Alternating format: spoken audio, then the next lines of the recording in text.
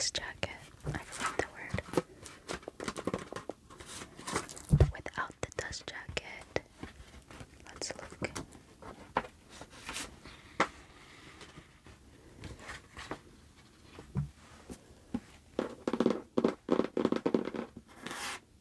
Kind of dirty.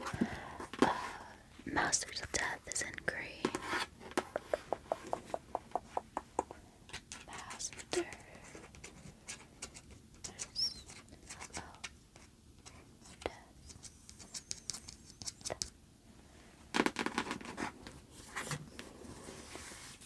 It's black, and then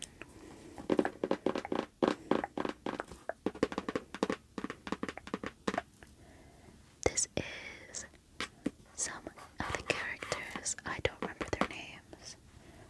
There isn't a main character, but if there was a main character, it would be Fox. Out of the 7 of them, I think there's 7. Yeah, 7. I will tell you what they are. Well, actually, first let me read the synopsis or whatever it's called.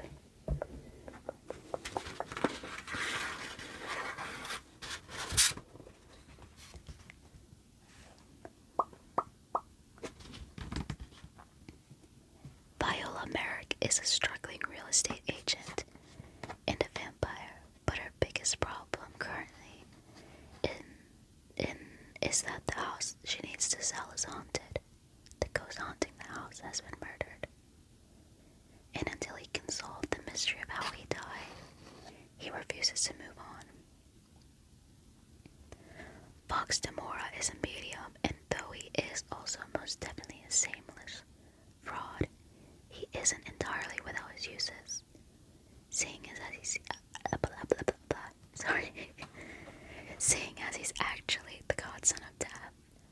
When Viola seeks out Fox to help her with the ghost-infested mansion, I just lost my train.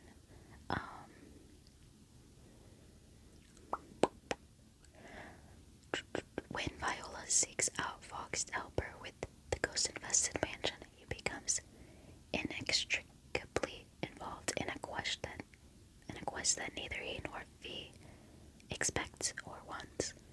But with the help of an unruly poltergeist, a demonic personal trainee, a sharp-voiced angel, a love-stricken raper, and a few mindfulness-practicing creatures, Fee and Fox soon discover that the difference between a mysterious lost love and an annoying dead body isn't nearly as distinct as they thought.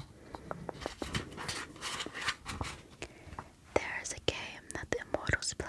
There is only one rule: don't lose. Which, essentially, the book, at one point, they have to, in order to save Death, basically save the world, they have to play a game that the gods play, which it's, I can't really describe it because it's different for every god, but you just have to, like, win it. Like, they have these tables, and you go into each other's memories, and you manipulate things, and in the end, like, if people, like, you win or you don't.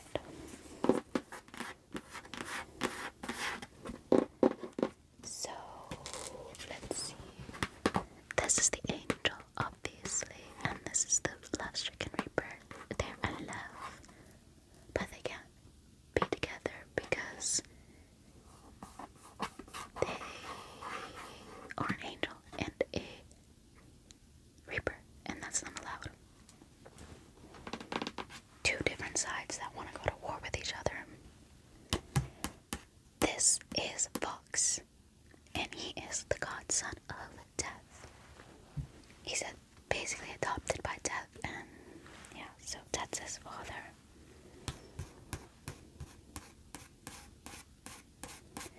This is his guardian angel, and this is his reaper friend. And this is the is a demigod. has a romantic relationship with in the past.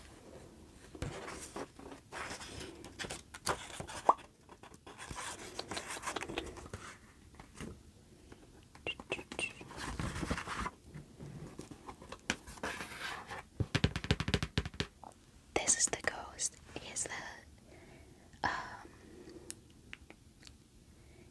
He's the ghost that's haunting his house. Ow. He's the ghost that's haunting his own house, like it's his family's house, ancestral house. And she is a vampire type thing that eats babies, but she's trying not to. They're linked, like they're romantic interests with each other. She's like, I think,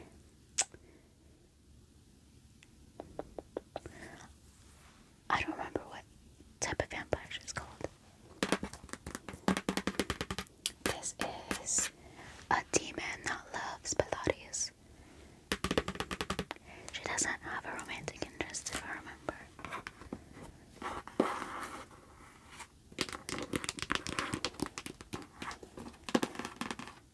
Okay. The book was kind of hard for me to read because I kept getting bored. Okay. This is the next book. This is How You Lose the Time War. This is how you lose the time war. This book has two authors. Essentially, the book is written in letters from the two characters back to each other.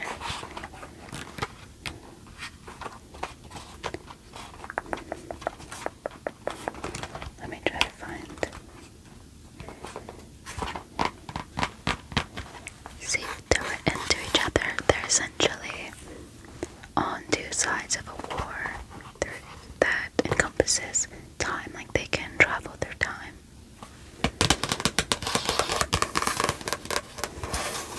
It's sapphic, so the two characters are women. Essentially, it starts with them sending letters to each other and the other person finding it during their assignments. And it's kind of like enemies to lovers, sort of. I don't know why I don't remember the end. I only read it last year. Obviously, I'm not going to say the ending, but I like the book. It's interesting that there's two authors, which if there wasn't two authors, I think it wouldn't encompass, like, I like how they write differently, if that makes sense. Yeah, I don't know what more to say about this book besides you should read it. It's good. A twisting, sapphic time travel fantasy love story that never stops surprising. Readers will reach the end and want to turn back to the start. I do want to read this again because I feel like there's a lot of books where you have to read it a second or third time to truly understand. And because when you first start reading this book, it's kind of like, I'm so confused. What is happening?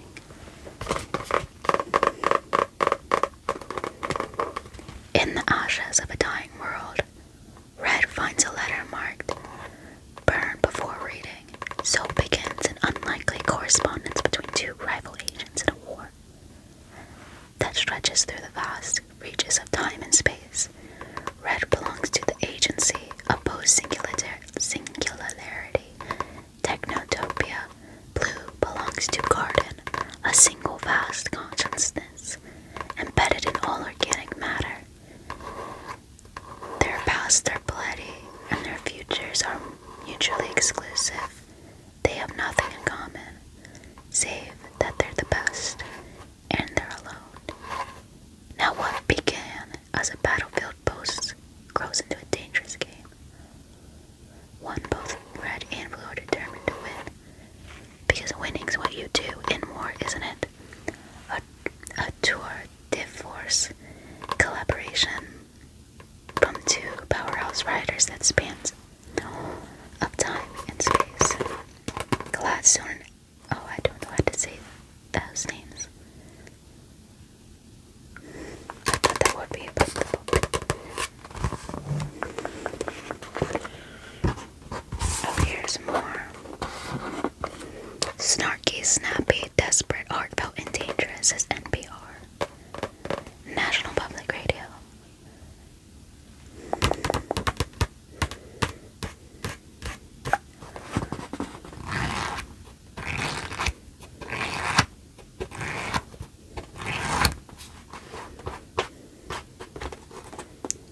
A captivating conversation between characters and authors.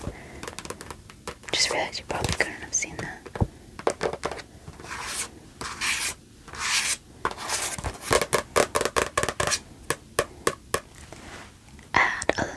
When I was reading this,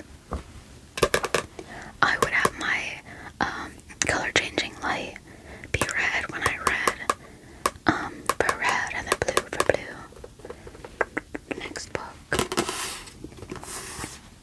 This is one of the first books for when I started reading books again, because I was really into fanfics and I was only reading fanfics. Then I started reading this book. A heartwarming rom-com with unforgettable characters who will challenge you to see love in a new light. The Charm Offensive by Alison. Cannot say that. I do not know how to say that. The real love story happens behind the scenes. Dev has always believed in fairy tales, so it's no wonder that he spent his career crafting them on the long-running reality dating show Ever After. As the most successful producer in the franchise's history, Dev always scripts the perfect love story for his contestants, even as his own love life crashes and burns. But then the show cast his Grace Tech wonderkind, Charlie Winshaw, as its star. Charlie is far from the romantic Prince Charming Ever After expects. He doesn't believe in true love and agreed to appear on the show only as a last-ditch effort to rehabilitate his image. In front of the camera, he's a stiff, anxious mess with no idea how to date on natural television. As Dev fights to get Charlie to connect with the contestants on a whirlwind worldwide tour, they begin to open up to each other, and Charlie realizes he has better chemistry with Dev than with his co-stars. But even reality TV has a script. In order to find their way to happily ever after, they have to reconsider whose love story gets told and why. So this book's in third person, and the author made a sapphic book in first person. I had bought the book, but I didn't realize it was first person, and I can't do romance in first person. Maybe it's because I'm like a romantic spectrum, but just being in first person, I don't like that feeling.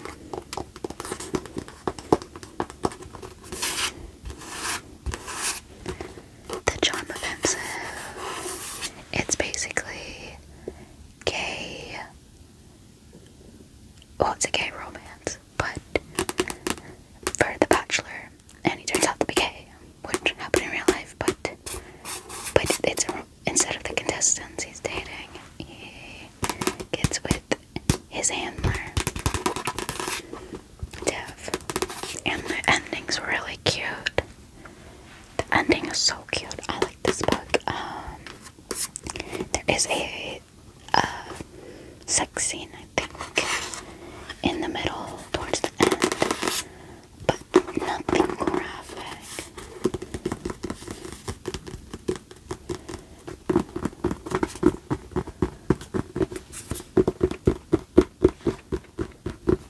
I think that'll be it for this video. But I have other books I want to show.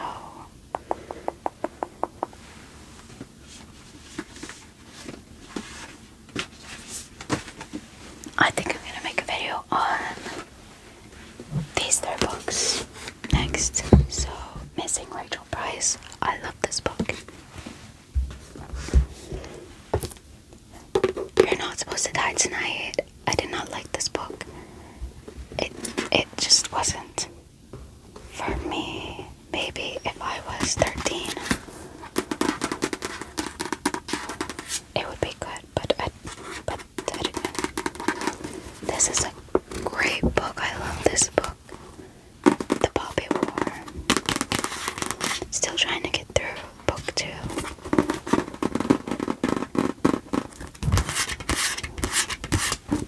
Anyways, that'll